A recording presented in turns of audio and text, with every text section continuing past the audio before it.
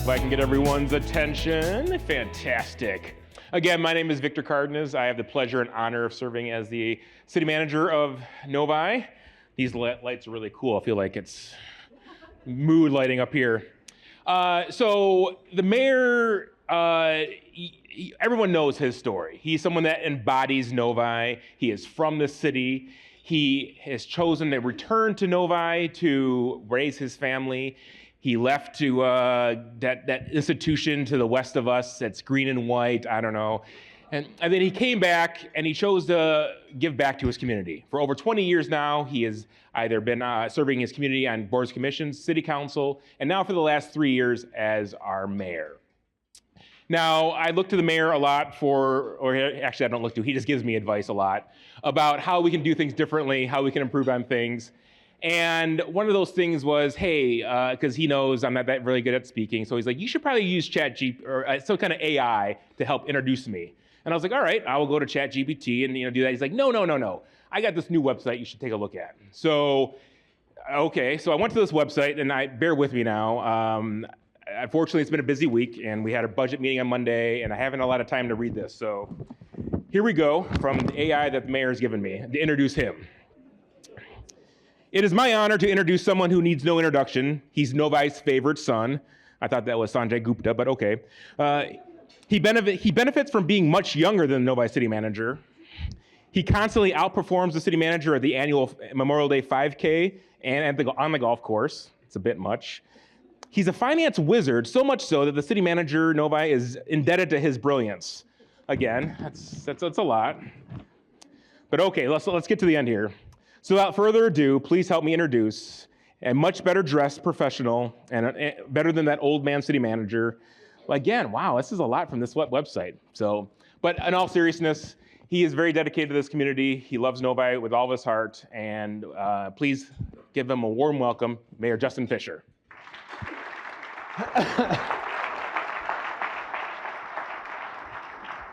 Sir. Thank you, Victor. It's good to see you actually working on a Friday for once. Dressed up. I can't remember the last time I saw you in a suit on a Friday either, but thank you very much for that warm introduction, and good afternoon, Novi. Thank all of you for investing your time today on this Friday and being part of helping write our story. As always, before I do begin, there are a couple acknowledgments that I do need to make. First and foremost, I want to recognize our event partner for this State of the City address, the Novi Chamber of Commerce. So Katie, Jen, Christina, thank you for everything you've done to make it such a success.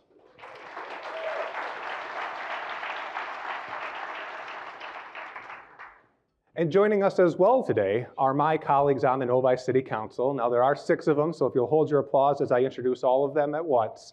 I'll start with Mayor Pro Tem Laura Marie Casey, please stand. And then Council members Dave Stout, Brian Smith, Matt Heinz, Priya Guramuthi, and Aaron Martinez. I truly appreciate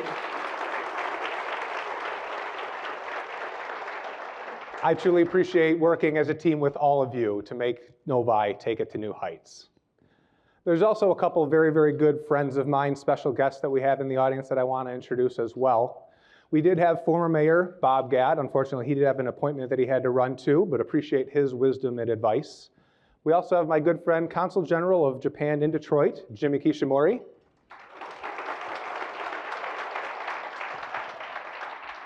Oakland County Commissioner Rob Smiley.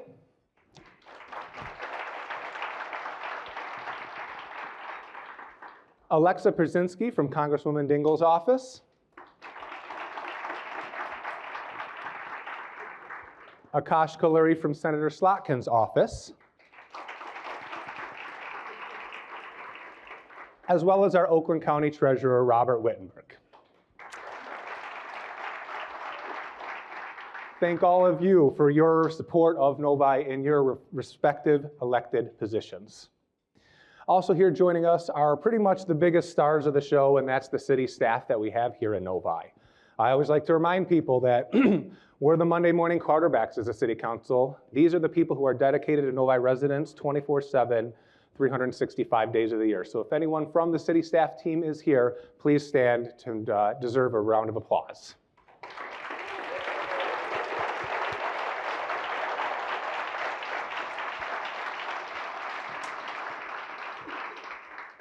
And obviously they are led by our city manager, Mr. Victor Cardenas. Thank you for the introduction, I guess.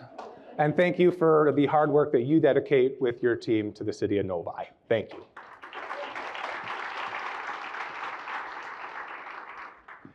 Here we are today at the beautiful Novi Sheraton, a longtime staple in the Novi community, and we obviously appreciate all the work that the hosts here have done. And I also want to take a minute and thank our friends and community partners at ITC for sponsoring our event today.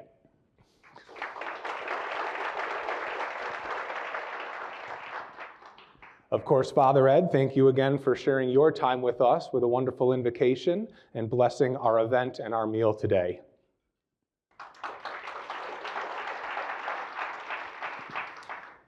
And of course, we could not go without recognizing Paulos McCool, the senior at Detroit Catholic Central right here in Novi, for his moving rendition of our national anthem.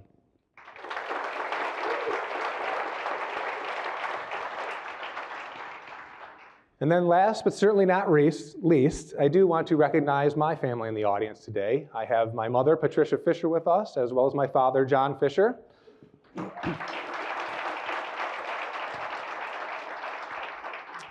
And my amazing wife, Melissa. As many of you who know us, she is the better half of the relationship. She's the one who plays taxi driver all week long while I sit there, go to council meetings, committee meetings, and yes, with many of you, ribbon cuttings. And I truly couldn't give the time that I do with all this, without all the support that you provide our family. Thank you.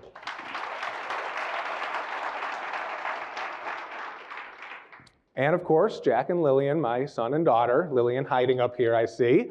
Thank you for your patience when Dad misses a game or a bedtime story or a dinner.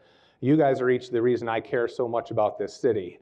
And to my friends at the school district, my daughter was pretty upset that she had to miss Pancake Day, and she didn't want to come to this, instead wanted to stay at school. So obviously, things are going well in the food service at the Novi Community School District. But thank you to my children as well.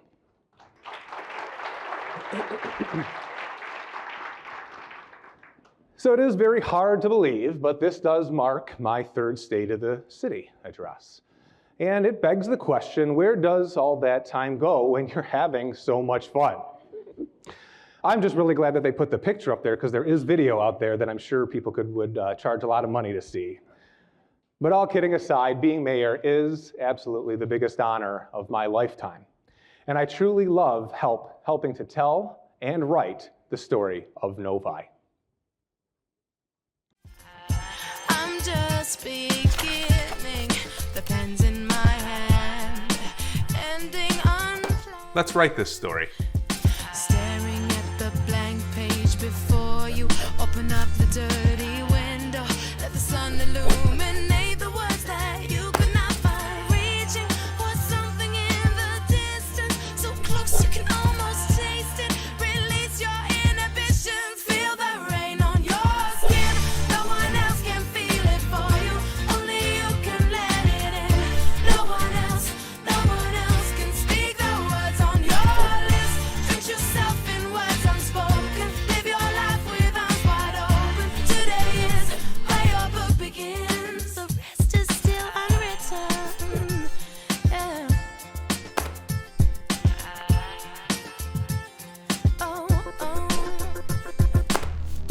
I break tradition.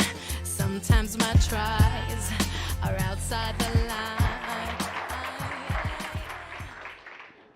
So as I sat down to compile some thoughts for this State of the City address, I started to think about what is the Novi story? I started to think about what would the main chapters be? Who would the characters be? What is it that draws people to the Novi story and keeps them invested in reading it?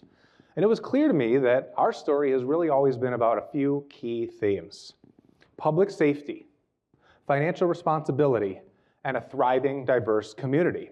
So let's go ahead and dive into a couple of those different chapters. First, public safety. And I bring that up because 1 year ago, I stood here before you, well, actually Cheryl and I sat in front of you, and I pitched to you guys an idea. I said it's time to make some serious investments in our public safety infrastructure. It was aging, as you'll recall.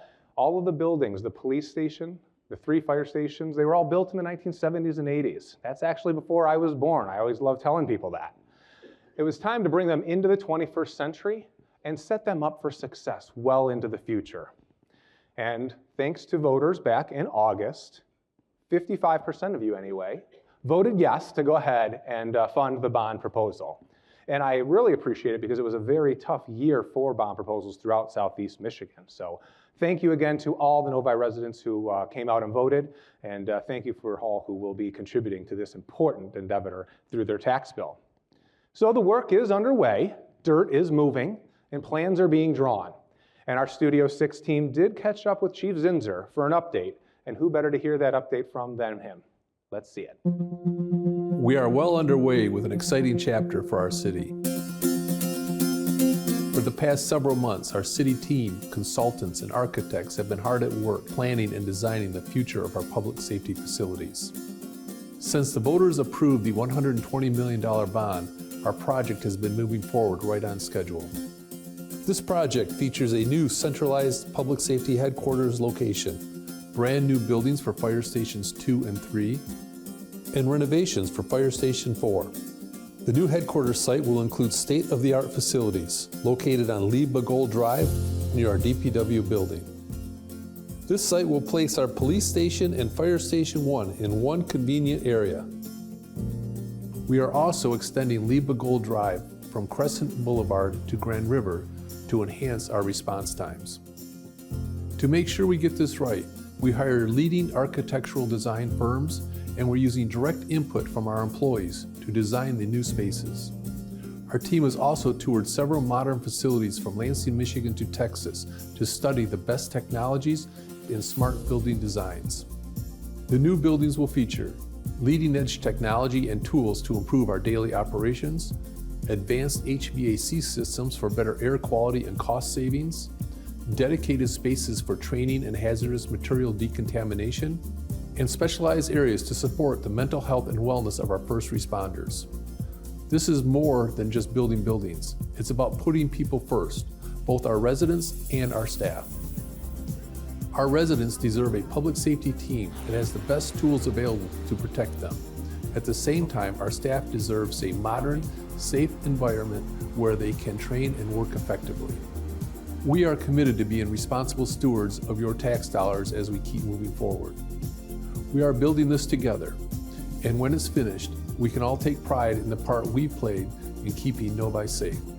On behalf of our public safety team and the City of Novi, I thank you for your support. You can follow our progress anytime at cityofnovi.org/PS buildings.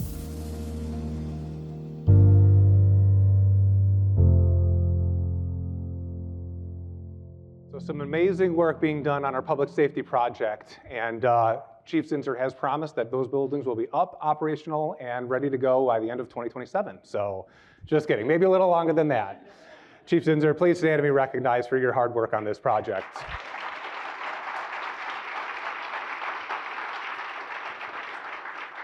And also joining us are a couple other members of our team representing Chrisman, our construction contractors, as well as our owners' representatives. We thank you for your support in this project as well.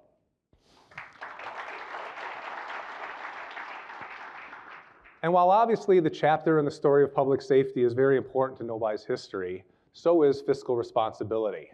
And historically, we have been and continue to be a very fiscally responsible community, but there are honestly some headwinds we're starting to see on the horizon.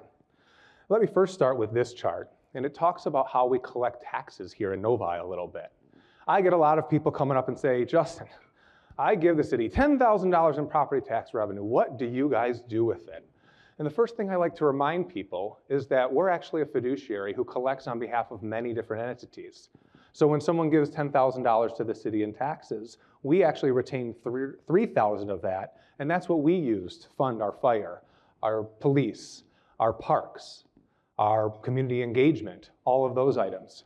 The other 70% actually goes to places like our important things, but like our school districts, the state education tax, Oakland County for transit, for the county parks, as well as the DIA and the zoo. So it's important to recognize that not every dollar that you send to the city does actually stay there. Now, kind of what does that mean in the grander scheme of the overall budget? Well, if you've paid attention to my last couple State of the Cities, I've talked about the fact that we have had many years now of the state, of the federal government, of the county, being able to give one-time grants to the cities. And what's going to happen at some point is the cities are not going to get to keep getting that every single year. It's not recurring revenue. And if you build in structural cost, you're not going to be able to offset that. And I've always talked about this in the context of an NFL player, right? It's going to be your NFL rookie who makes $25 million his first year and thinks that I'm going to be making that for the next 20, 30 years, but that's not the case. All of a sudden, maybe they get injured in year 2 or 3, and now they don't have that recurring revenue, right? And that's why when we had our budget meeting on Monday, we did see a little bit of that reality. I think Member Martinez said it best. It's a yellow flashing light. It's not a red light. We're not in dire straits here. But we need to look at our budget strategically and make some corrective actions to make sure we don't go down a bad path. So this chart here is really important, exactly what we were talking about. First, I'll concentrate a little bit on FY27. It took a lot of heavy lifting by our staff to go ahead and come up and find a way to make sure that FY27 is in the black. And as you can see, in that instance, our recurring revenues are higher than our recurring expenses. But as you look to FY28, FY29, you start to see that gap. And I call this the Mayor Pro Tem Laura Casey chart. Because we were sitting there and our financial consultant was showing us in a finance committee, and I just see her jaw drop and her eyes pop open and says, yeah, I see the situation. We definitely need to address this ASAP. Now, there's a couple misconceptions about Novi. One is that we have this 30% fund balance, $13 million in our general fund. But I'd ask each and every one of you to think about that in the context of your own household budget. A fund balance is more like a savings account. If you were spending more than you bring in your income each year, would you go to that savings account, or would you start to look at your cost structure? And I think as business owners and as household owners, I know exactly what that answer is. You're not going to tap into that fund balance. You need to address the structural cost. So it's really important here in Novi that due to Bob Gadd, our former mayor, we do approve a 3-year budget. So we're able to see this time horizon and make those changes before it gets too late. And again, our 3-year budget practice showed us that in year 3, we were hitting a 15% fund balance, which is well below our policy as a council and absolutely unacceptable from council's perspective. So on Monday, we made the very smart choice to go ahead and move forward with our FY27 budget, but we tapped the brakes on year 2 and year 3. I'm very confident that staff did hear that message loud and clear, and that City Manager Cardenas has committed to bringing back a plan by June 1st, showing a fund balance of at least 28% in year 2 and year 3. Right, Victor? Got it. I'm confident that my colleagues on City Council will also hold Mr. Cardenas to that promise. So yes, there's a little bit of work to do on the budget, but again, time is on our side to go ahead and course correct and make those decisions now. But there are a couple of interesting things in the financial world and some of the really nice things that I wanted to share as well. First thing I want to talk about is our library. This year marks the year when we finally pay off the debt of our library building that was built in the late 2000s. And residents have been paying about 1/3 of a mil to pay that debt service. And the best part of it is that we have a library board and Director Julie Farkas who have been really thinking about the financial situation and what that means for the library going forward.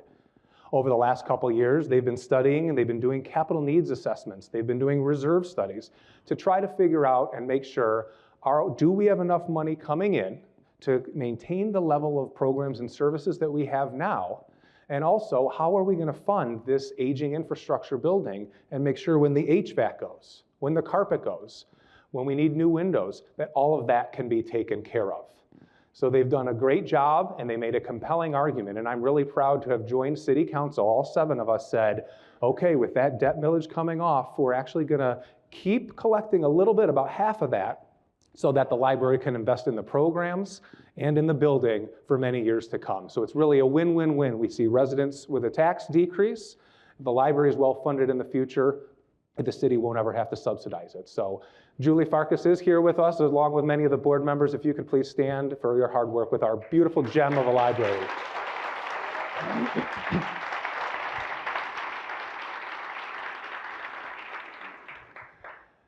And speaking of assets that are getting older, it's been in the news a little bit, we're starting to talk about our ice arena. And I'm really proud to serve with a council that is not scared of taking on tough decisions and have hard conversations. I like to tell my colleagues, and they probably get sick of me saying it, hey guys, we make the big bucks. We're here to make the decisions. You ran for this. And so what we've decided to do is kick off a work stream to look at the future ownership structure of our ice arena. I say that because it is about 25, 26 years old now. And once again, with a building that age, you're going to start to see increase in costs to maintain and keep that building going. And is it right for the city to continue that ownership and potentially put those future liabilities on the back of the 70,000 taxpayers? Is there once again a win-win where maybe a partner that currently runs the facility for us is interested in buying it, and we can take the cash now and invest it somewhere else? Now, my personal opinion, we've just heard from Chief Zinser on how we're moving to a new public safety headquarters. That means on our Civic Center campus, there's going to be some vacant land once the current police headquarters is gone. I would love to see us potentially look at selling the ice arena, taking that money and restricting it for future capital use in our Parks and Rec department, most likely some community space where our current public safety building is. Now let's go ahead and move on to the next chapter. And it's really tying public safety into financial responsibility. And I bring this up because I hear a lot from residents, just like I do about the high tax bills. I hear about questions about our public safety as well, and there's some things floating around out there that I want to go ahead and comment on. First is related to our budget discussion. As I mentioned, for FY27, the teams had to go through and create comprehensive lists of ways they could potentially increase revenue or that they could cut costs. One of those items that was floated around was the potential to go ahead and eliminate our dispatch and move that over to Oakland County. And now, while I love my friends over in Oakland County, I think it is the wrong time for the city of Novi to go ahead and lose control over our dispatch. With us building the new buildings, I think it's time that we make sure it's a high-grade, high state-of-the-art facility, and that we can maybe start to go ahead and provide those services for other communities as well. The second that I want to comment on that I hear a lot about residents is the operating model for our fire department. Some people call it a combination department, and I quite frankly hate that terminology. I say we have one department, it's called the Novi Fire Department. It is a full service department made of highly qualified individuals that come from, yes, diverse backgrounds and diverse skill sets. And so while we do have career firefighters staffing stations from 6 a.m. to 6 p.m. on weekdays, and we do have our part-time on night and weekends, each and every single one of them is fully trained and well prepared to take care of any emergency at hand. Make no mistake, whether you need the fire department in Novi at 9 a.m. on a Monday morning or 6 p.m. on a Saturday, the same level of highly qualified individuals will show up. We also have an amazing partnership with our friends at MedStar, and that's the ambulance company that services Novi at no cost to taxpayers at all. So while there's some people out there, and I would say it's probably mostly from state and national issuances, trying to scare our residents, telling them that this model puts people at risk, let me be clear. Maybe if other governments cared about efficiency as much as they do in Novi, then they would adopt our model over theirs. And I'm going to leave you with this. I've introduced my mother. She's lived here since the 1970s. My wife and my children live here. They go to school here. There is nothing I care about more than their safety. And I can assure you that if I did not think that this model was the right thing for Novi, I would not be putting any of them at risk. So you hear it here. As long as I'm mayor, I will be fighting to make sure that Novi understands the importance of this current model of fire service, which is the right balance of efficiency and ensuring our residents and visitors are safe 24/7. Now moving on to another chapter in our book, and this is one that I say probably needs a little bit of work, but again, I think we're on the right course. And I want to talk a little bit about the diversity of our tax base. It's something I learned from former Mayor Dave Landry, who did a really good job of explaining why it's important to have a retail component, a commercial component, and a residential component, and have it diversified throughout your city, because it's just like your 401k. You don't want to be all in stocks, you don't want to be all in bonds, because if one goes down, you want to be able to make sure that the risk is allocated appropriately. And so in the recent couple years, we've had some success in retail and redevelopment. I can name the mall, I can talk about the town center, we can talk about Main Street area. Remember last year I talked about us being the chicken and burger capital of the world with all the new places we were getting. And that's been really great for that retail sector. But in reality, we have had a major lack of large-scale economic investment in Novi recently. I'm talking about the likes of Harmon or our friends at ITC, businesses that bring many employees into the area. This kind of development is critical. It's partially how we grew out of the Great Recession back in the early 2010s. And it's a significant impact on our tax base. But it's not just about the revenue that we get in, right?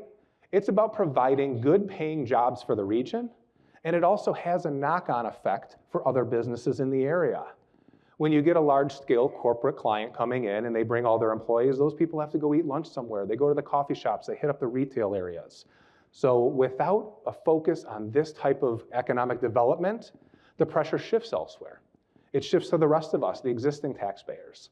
Or council isn't able to expand services or provide the ones that we want to. Or we have to slow down some of our investments in infrastructure, and that's the last thing we want to do. So I was proud to join with my council colleagues, and we set a council goal back when we did our goal setting. And we said by 2027, we've directed staff to complete and implement a comprehensive reset of our economic development strategy. It needs to be focused on attracting and attaining a diverse tax base beyond just residential. We're talking about high quality commercial and corporate investments. So once again, a very good job by council, I think, redirecting the focus and making sure that we're set up for success. So moving on from some of the more challenging aspects, I want to now talk a little bit about what I consider one of the best chapters in Novi's history. And that's ensuring a strong, diverse, and energetic, engaged community. It's honestly what sets Novi apart from a lot of its competitors.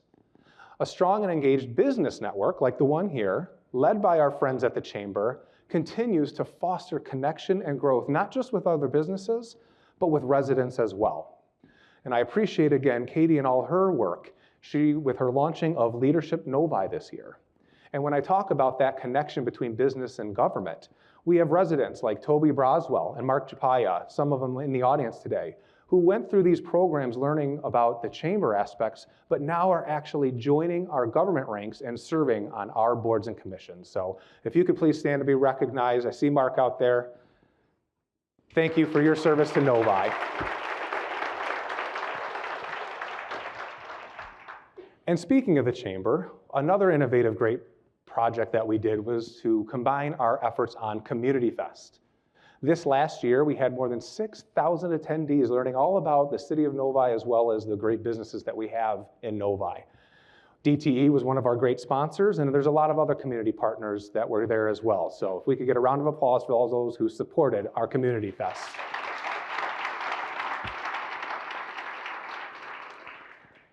And community engagement wouldn't be anything without the pride that we have and all the cultural celebrations that we have in Novi as well. And this past year, we marked our first ever Diwali Fest with the leadership of Councilmember Priya Gurmurthy, making sure that that happened. Obviously, that event was an amazing highlight of the diversity that makes Novi a vibrant and welcoming community. Priya is looking for people to dance next year since I've already given her my resignation, so please see her after the show to put your application in. And obviously, we continue to foster the relationship with our Japanese population as well and businesses. We had visitors from Claire, which is a group of Japanese local government officials who come to the US to learn about our best practices, and we were able to host them recently. And obviously, we continue to build on the bond that we have with Consul General Jimmy Kishimori. And in fact, that bond grew this past year when he, Mr. Cardenas, and myself had the opportunity to go to Japan with the governor's delegation.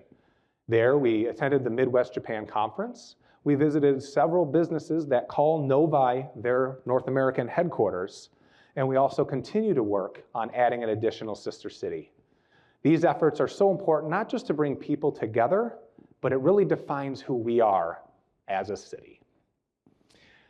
All right, one chapter I really didn't want to talk about is the one where all the residents grab their pitchforks and come after the mayor, also known as roads.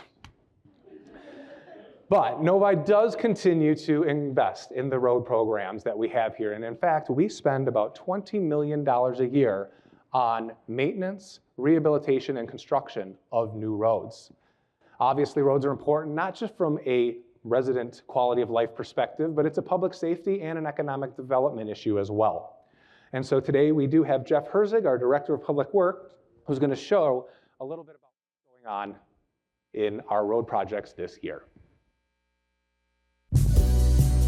Each year, the City of Novi invests millions of dollars to resurface, rehabilitate, and maintain our roads. This year is no exception.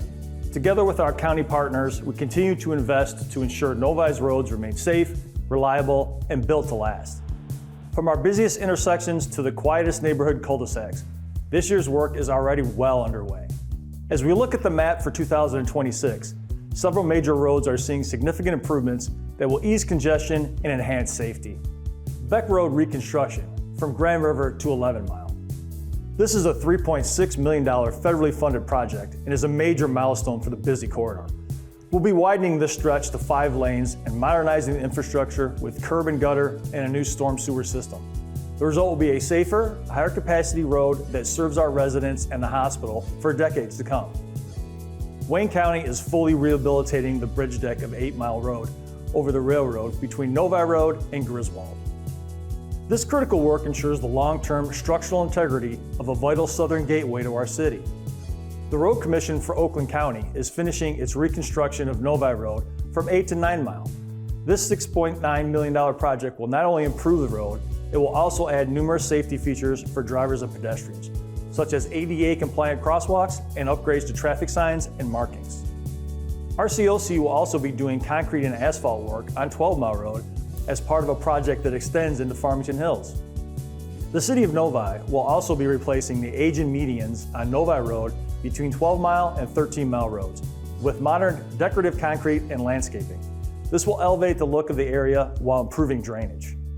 With $4.5 million budgeted for this year, we're also continuing our aggressive schedule of concrete patching, replacement, and asphalt resurfacing with our Neighborhood Roads program. The investment ensures the drive around the neighborhood is just as smooth as the commute to work. We're proud of the progress being made this season, but our commitment to a modern road network doesn't stop at the end of this year. In 2027, we have several major projects lined up to further improve traffic flow, safety, and rideability throughout the city. Notably, we'll be constructing a roundabout at the intersection of 11 Mile and Beck Road. This project will also include a combination of asphalt rehabilitation and reconstruction of 11 Mile Road from Beck to Wixom Road. We also plan to fill the sidewalk gaps in on the south side of the street, which will connect Wixom Road to Bosco Fields and the splash pad. Thanks to a $1.4 million award from SEMCOG, we will be constructing a roundabout at the 11 Mile and Taft Road intersection. This will greatly reduce congestion during school drop-off and pickup time at the adjacent Novi Schools campus. We also have a project plan for Novi Road north of 13 Mile. In addition to asphalt rehabilitation, the work will include drainage, curb, and sidewalk ramp improvements. The 9 Mile Road and Napier intersection will be getting a much-needed single-lane roundabout. This project is being pulled forward from 2029 to address resident safety concerns now. The new roundabout will improve capacity and reduce crash risk severity. Novi will cover the initial $2.1 million cost and get reimbursed from RCOC when the federal funds are available in 2029. Whether it's a major intersection or street where you live, these projects represent deliberate and ongoing investment in Novi's infrastructure. The result is roads that are safe for our families, reliable for our businesses, and capable of supporting our Novi well into the future.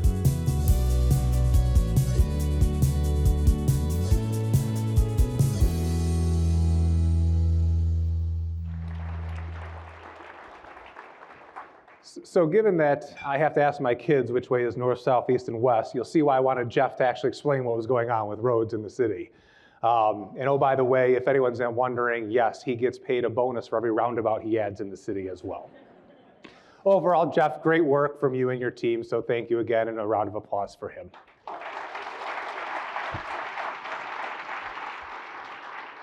All right, so we've covered a lot of different chapters in Novi's history and what's going on now, but it comes to the next story. What's next? What chapter are we writing next?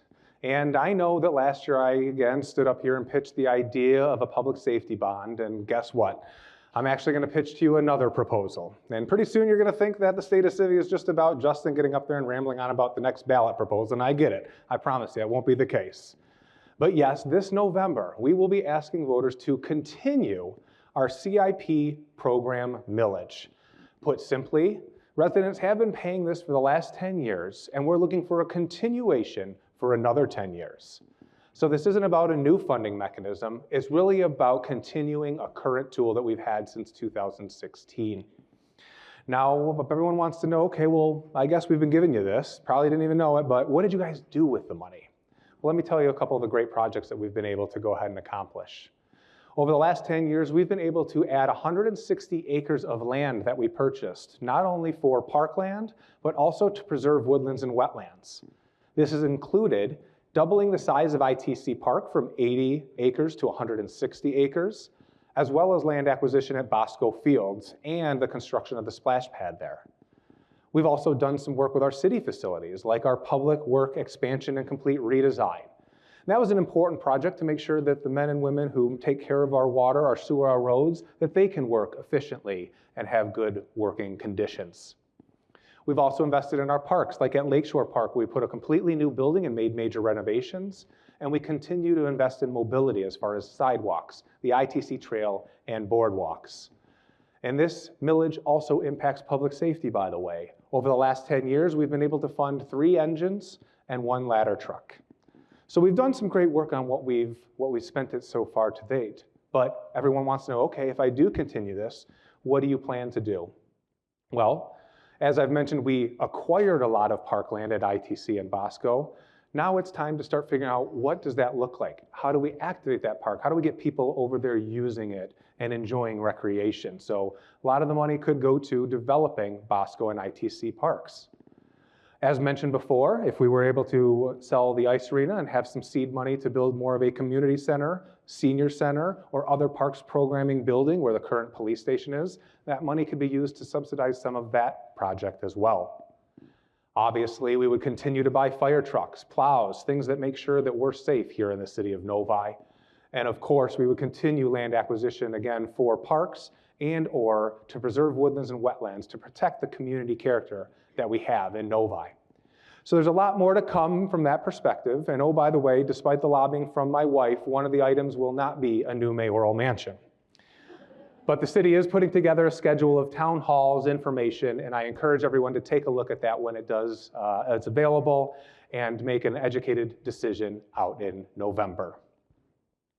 So in closing, a lot of different chapters, a lot of different good, bad opportunities, challenges that we talked about today. But Novi's story has always been about steady leadership, progress, evaluating the challenges and turning them into opportunities. And this next chapter will be no different. But it's going to require continued honest conversations, strategic decisions, and continued partnership with our business community and our residents alike. And I can guarantee you that I'm 100% committed to each one of these. And I know that my colleagues on the City Council, as well as the City Administration, are well suited to take on these challenges and turn them into opportunities, ensuring that the amazing story of Novi is a success well into the future. Novi's story has always been defined by the people who actually show up, who step up and move us forward. And while we write this next chapter together, I have no doubt it's going to be one of strength, one of resilience, and one of opportunity. Because the truth is that the state of the city of Novi has never been stronger. Before I wrap it up, I want to say that it wouldn't be a state of the city if I didn't make Cheryl come up on stage and I embarrass her a little bit. So we're going to do that a little bit today. I've tried to keep it brief, and I think I did, given that she hasn't been up on stage talking most of the time as opposed to the last couple of years. But she is the face of the community. She works with the residents and businesses all the time, and she's been out there collecting some of the hard questions that she's going to ask just to wrap up our event today. Good afternoon, everyone. I will tell you, several people said they were super excited to see me on stage today, and I had to tell them you were flying solo. I apologize. When I got here today and the chairs were set up, I was wondering if you were flipping the script on me, but I quickly got those off stage. No, you did a great job. But all kidding aside, for the last 2 years, one of our goals was to get out into the audience and ask some questions. And as Mayor shared, we did always run really long. And you've kept it at about 30 minutes. So kudos to you. You see the You problem did it. now, don't we? It is me. I've been told that before. So I've heard it from your husband before. So I actually worked with Katie, and y'all that registered got an email saying, hey, what would you like to hear from the mayor, or do you have any questions you might like us asked? So we picked 3. I picked 3. Okay, we had a number of them come in, but I picked 3, not knowing how long you'd talk, but I did pick 3. And you ready? First one? Ready if Okay. you are. The first one, actually, you mentioned him earlier, was from Mark Japaya. I might have to take back the nice things I said about him. I know. But Mark is not only a chamber member, and owns a business in Novi. He lives in Novi, so I picked one of his questions. Okay.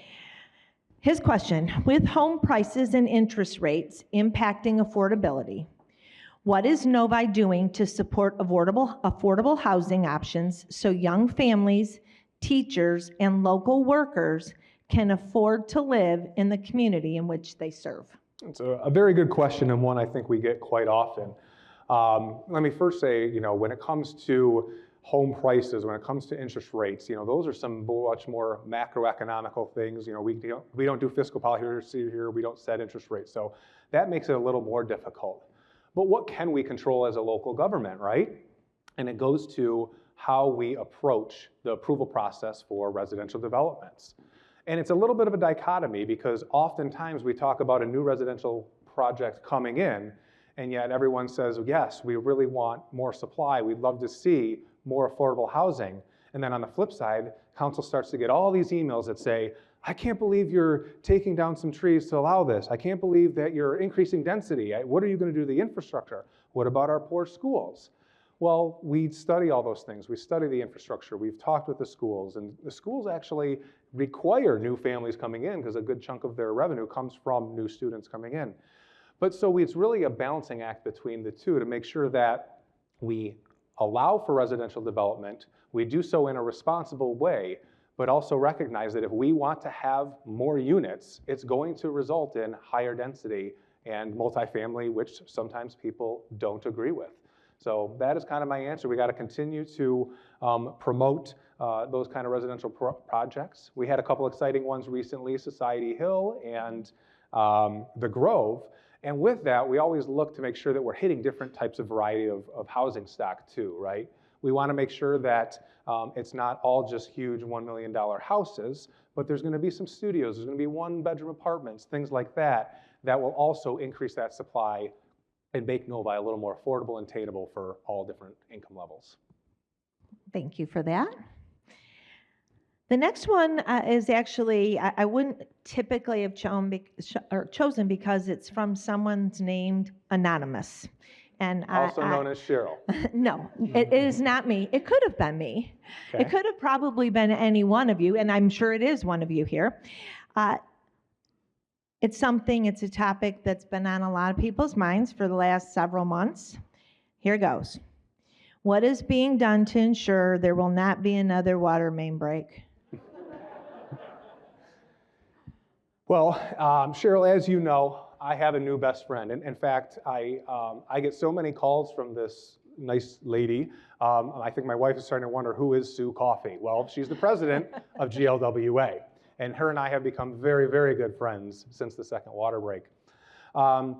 In reality, we do our best as a city to hold someone like a GLWA accountable. But in reality as well, there's only one distribution system. It's not like we can just go out there and go buy. It's not a car dealership, right? I can't just say, I'm not going here, I'm gonna go to the next one. So we do rely on the fact that we must partner with them and make sure that they're doing what they need to be doing. We continue to lobby them, as well as some hard work by Councilmember Priya Garamuthi, who does lead our Public Utilities Committee.